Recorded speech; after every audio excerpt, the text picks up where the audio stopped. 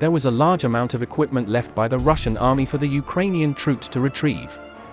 Only a small portion, most of which are still in usable condition.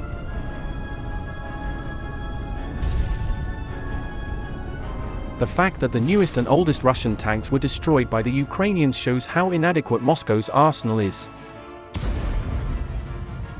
In recent days, attacks by Ukraine using drones, artillery, and anti-tank missiles have increased against Russian ammunition storage facilities, combat vehicles, logistics centers, and rear echelon bases, including in Mariupol, Berdyansk, and Bakhmut. Ukrainian soldiers turned Russian T-80 tanks into fireballs using NLAW javelins and missiles. This footage shows a Javelin missile destroying a Russian T-80 tank, hitting the turret, and sending a torrent of molten metal through the vehicle. The video was posted to MOD Ukraine. Later footage shows an NLAW missile destroying a Russian tank at night near Avdiivka. Ukrainian special forces said they surrounded the tank and fired on it from behind.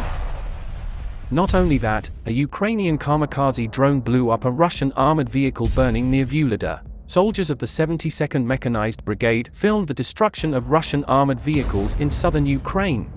This footage uploaded to Telegram shows a Russian armored vehicle being hit by a homemade suicide drone. The drone disables the vehicle before it is hit again by the artillery and bursts into flames.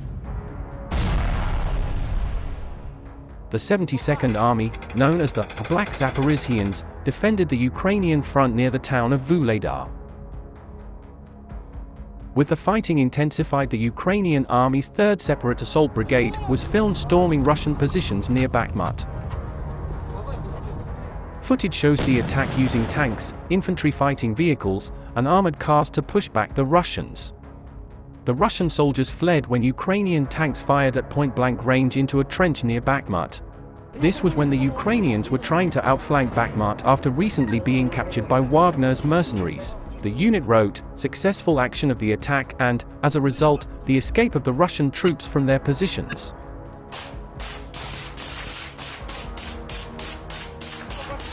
This footage released by the 28th Mechanized Brigade shows troops from the Kirk Battalion and Company using rockets and artillery to attack the Russian troops. The footage released by the 3rd Assault Brigade of Ukraine also shows drone footage of the Hornet Troop Reconnaissance Unit of the 2nd Assault Brigade clearing Russian trenches at an unknown location. This is the moment when Ukrainian troops bomb Russian vehicles and soldiers hiding along the tree line on the battlefield.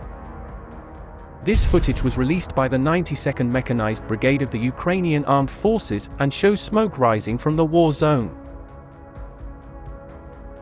Despite mounting evidence that the backlash is continuing, the Ukrainian government would not give an exact date. This smaller nighttime operation was only a small part of a larger offensive, whose noble goals Ukraine has made no secret of. But Kiev needs continued Western support to succeed. The war could theoretically end this year if a large number of usable elements, such as drones and missiles, are delivered on time. The Ukrainian armed forces have been observed deploying forward equipment and waging war against Russian objectives that could support an offensive, such as the raid on the Russian-occupied southern port city of Berdyansk. Enemy military equipment and personnel were focused on 11 targets, and the enemy's anti-aircraft missile systems were targeted in a single strike by the Ukrainian Air Force. 32 Shahd attack drones were destroyed in the last 24 hours by Ukrainian Special Forces defenders. 3 command posts, gathering points for enemy personnel, for artillery guns in firing positions, and a pro-missile system were all attacked by rocket troops and artillery units. Russia has steadily lost the initiative in its conflict with Ukraine since early May, responding to Kiev's actions rather than making progress toward its own military goals. Moscow had little success in achieving its most likely objectives, which included trying to destroy Ukrainian counterattack formations and disabling Ukraine's enhanced air defenses. The latest intelligence report from the ministry indicates that Russia will have to redeploy its paramilitary forces to counter the vicious attacks on the western part of the country. one of the Russian militia organizations fighting on the Ukrainian side, the Russian Volunteer Corps, claimed that during the previous 2 weeks, some of its members had crossed into Russian territory. The Russian military command is working to build reserves and deploy them where they anticipate initiating a Ukrainian counterattack as an operational objective. Troops that weren't committed, however, likely undermined this by being sent to fill the void at the front. Preliminary operations to prepare for a counter-military strike against the Russian occupiers have started. It is a protracted process that cannot be completed in one day, on a certain date, or at a certain time. Deoccupation is an ongoing process, but several steps have been taken, such as blowing up storage facilities behind the lines or destroying supply lines.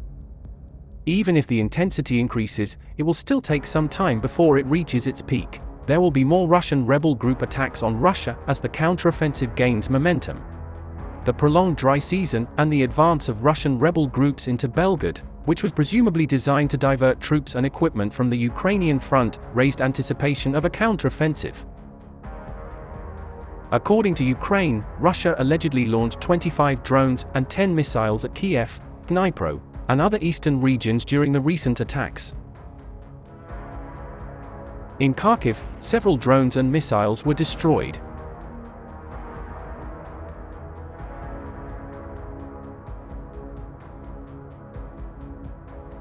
It is a very challenging task to reclaim the territories Russia took during the conflict. But Ukrainian military forces trying to do so usually have one significant advantage: surprise.